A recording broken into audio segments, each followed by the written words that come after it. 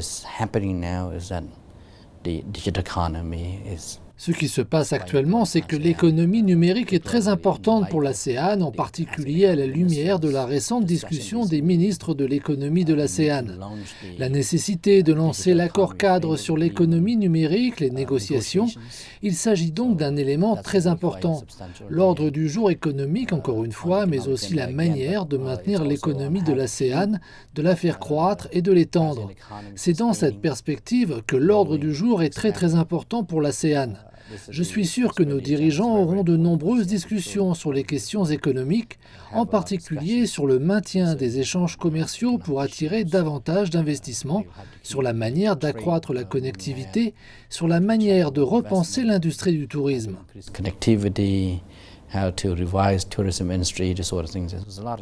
Beaucoup de choses sont à faire en ce qui concerne les tendances économiques.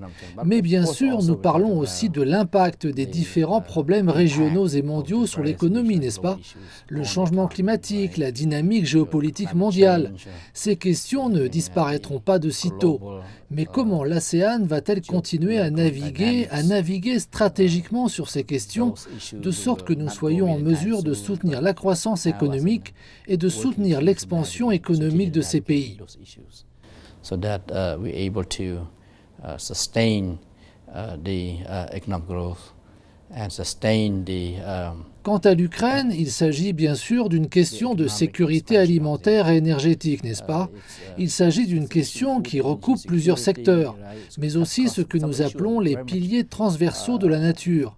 Il y a donc un certain nombre de problèmes, mais bien sûr, je suis sûr que nous pourrions aider nos collègues du Myanmar. Je ne manquerai pas d'être présent pour évaluer les progrès réalisés dans le cadre du consensus en 5 points. Il s'agit donc d'une question sur laquelle nos ministres ainsi que les dirigeants discuteront en premier lieu. Nous parlerons en particulier du fait que de plus en plus de pays sont très intéressés par l'ASEAN et souhaitent en faire partie. Et nous examinerons comment renforcer le TAC, le traité d'amitié et de coopération en Asie du Sud-Est, qui est un instrument important.